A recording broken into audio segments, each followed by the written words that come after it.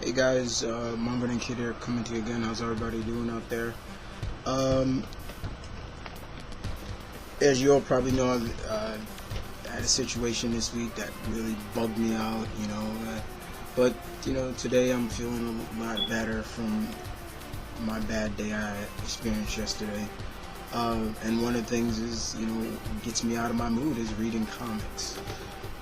So I'm here to do a review on a comic that I had on my pull, but it was so badly, like the pages were really damaged. You get one of those books. Sometimes you get a book and the pages are like really, like the colorings messed up, like the ink didn't dry out or something like that. I got it with this comic.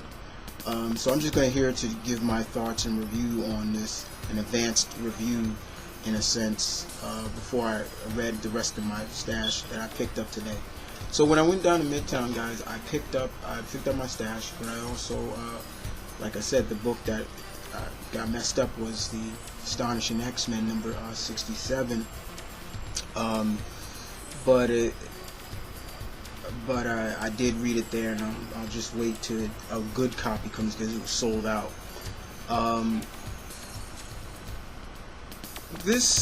So basically, in this issue of Astonishing X-Men, it's a road trip for Logan and Remy, Wolverine and Gambit. They road trip to a small Indiana town, and they're tracking down an alien or so. It's still kind of reeling from the effects of what happened with Iceman and Bobby and all of them. But as always, Margaret Liu does a good job of writing and showcasing everybody's situation. For example, I'll get into it later. But in the other side of that is also the fact that Miss Liu gives us, puts us in the mind of a young African American who lives in Indiana, she always says, I'm the only black kid in this town, which is kind of weird, but her name is Wendy, and she really is really into the fantasy and everything like that. She kind of lives her life in a fantasy world, in a sense. She's always dreaming about the various superheroes and especially mutants. And her mom and father, they're a biracial couple, which is cool. I don't mind that. Her mom is always saying, what are you doing? We're glad you're not mutants. This is what happened.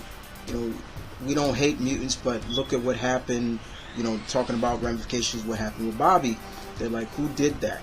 And because of a mutant, your father can't, unspoil his crops and things like that. She also goes to see her sister who works in a diner, and she's going on about, her sister saying the same thing. Wendy, you're going to get your head out of those books and start writing applications for college and everything like that. And, Wendy kind of is like, sis, you should talk.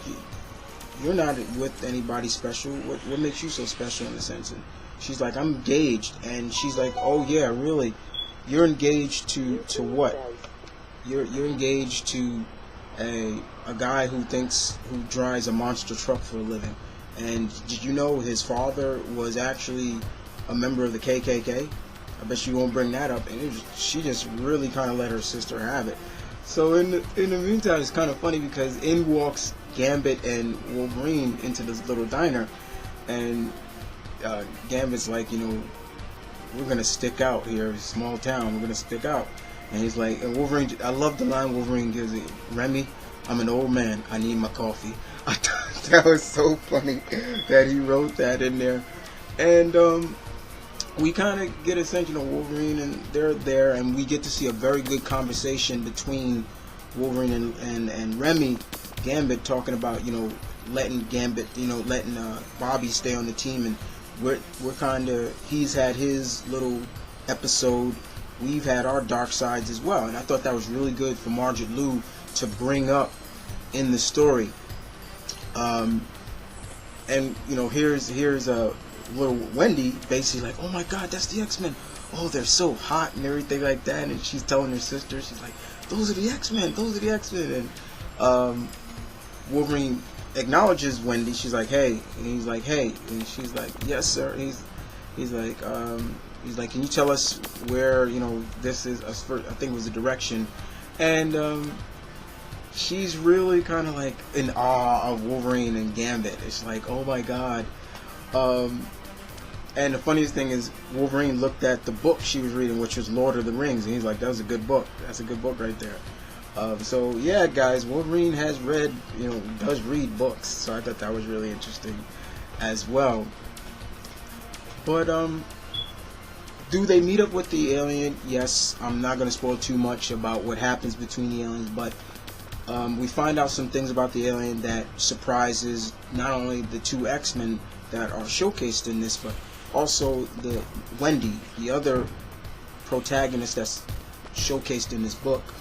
And she realizes that she's not alone, in a sense, in the world, that she starts to contemplate, she wishes she was a mutant, so she can be like, she can be with the X-Men and everything like that.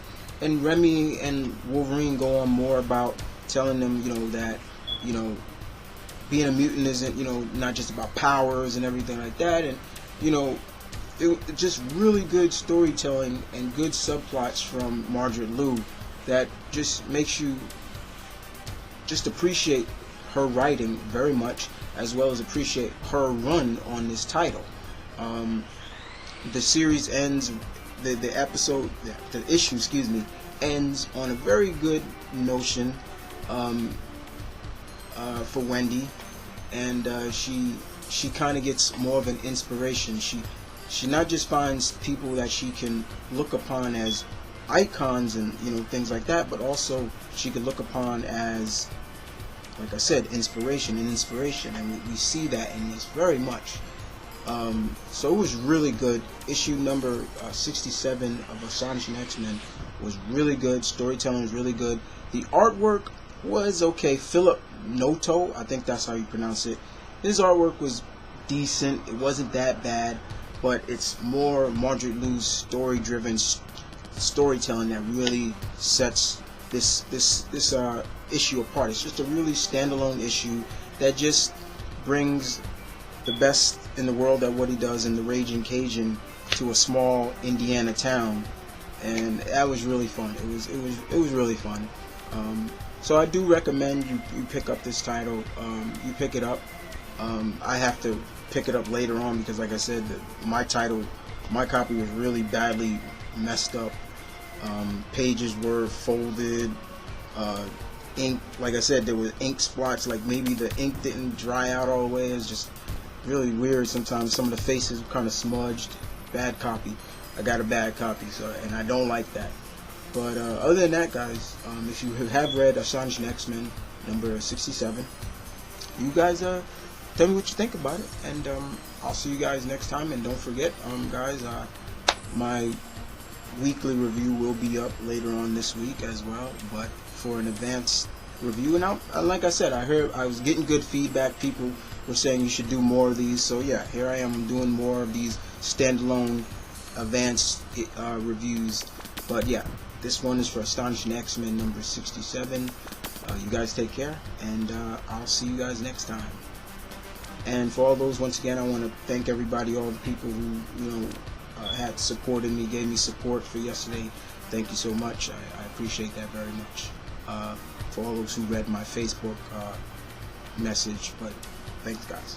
I'll see you guys later this week with episode 115 of my comic review to see what I thought of the other books. Guys, take care.